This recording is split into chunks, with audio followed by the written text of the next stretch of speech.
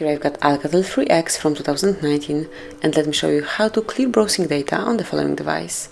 So at first you have to open the browser that you are using, then tap on the More icon, go to History, and now select Clear Browsing Data.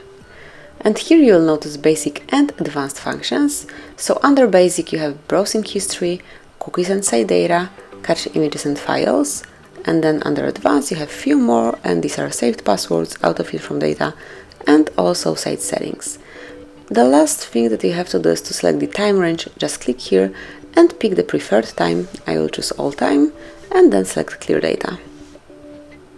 And that's it. As you can see, the history disappeared and you can create it from scratch. So that would be all. Thank you for watching.